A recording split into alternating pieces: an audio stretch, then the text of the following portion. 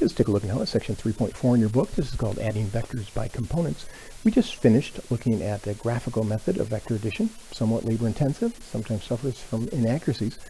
Graphical methods of vector addition does a great job of showing the directional nature of vectors, but it just doesn't quite get us to an answer quickly enough, and usually is not accurate enough. So we want to be able to use mathematical methods. That's what this lesson is about.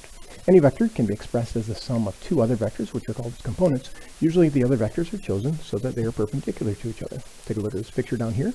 We have a vector, v, let's just call it 25 meter displacement at an angle of 30 degrees. We could think of that vector as a sum of its two components, its x component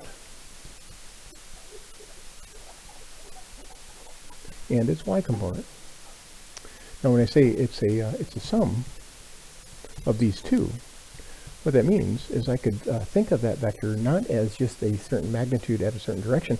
I could actually think of it as the sum of these two vectors that would get us to the exact same point, but instead of going at some angle, it would be along the x and y axes. So these are its components, and again, these are uniquely defined for any vector. They are sort of the projections of that vector onto the x and y axes. We want to find out how to calculate those using some trig functions. Let's take a look at that here. Again, here we have our original vector, and I'm going to put numbers on here so it's a little bit easier for us to use this as an example. We know from our trig classes that if I have a right angle, a right triangle as I have here, then I can use some relationships like sines, cosines, and tangents to be able to figure out the lengths of these sides. The sine of theta is defined as a ratio of opposite side to hypotenuse. So Vy, the y component, divided by V, the actual magnitude of that vector. Cosine is the adjacent side to the hypotenuse. So the cosine of 30 would be Vx over V, and the tangent of 30 would just be a ratio of the x, the y, and the x components. And then, of course, we could use Pythagorean theorem to find that magnitude as well.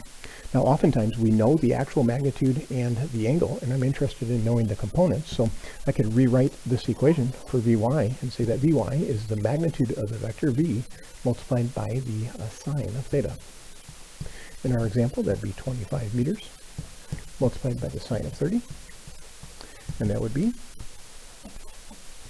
about 12.5 meters. And if I wanted to find v sub x, I could rewrite this equation and say v sub x is equal to v multiplied by the cosine of theta, or for our example, 25 meters times the cosine of 30, and that is about 21.7 meters. So these things here represent the x and y components of that vector. Now the components are effectively one-dimensional. What that means is that they can be added with just basic scalar arithmetic. We don't have to worry about the directions once we resolve those vectors into the components, as this picture will show. V1, again, let's say that that was that 25 meter displacement at an angle of 30 degrees. And let's say we wanted to add to that a vector that was equal to maybe, let's say 15 meters at an angle of 60 degrees. Instead of doing this graphically, putting them on graph paper with a ruler and protractor and having to measure that magnitude and the magnitude of that vector and the angle, let's just go ahead and resolve each of these two vectors into their components and then add them using just basic arithmetic. So how I do that is, again, I would say V1 is just equal to 25 times the cosine of 30. We said that was 21.7 meters. And this one we calculated before to be 12.5, so these are exactly from the previous problem. Let's go ahead and find V2 sub x and V2 sub y. For this one, we know that V2 sub x would be 15 times the cosine of 60, and that would be about 7.5 meters. And V2 sub y would be equal to 15 times the sine of 60, and that would be about 13 meters. Now let's see how that relates to the actual vector addition. If I want to add V1 and V2, I could think of this resultant vector as having two components, which are the sum of the x and y components of the two vectors that I'm adding. So let's use some color code in here again. This x component here, let's put some green on here. The x component of the resultant vector is made up of these two components. happen to be the x component of the first vector and the x component of the second vector. And just as well, the y component of that vector is also just the sum of the y components of each of these two vectors. So for our example, we see that we add 12.5 and 13, and that's just, 25.5.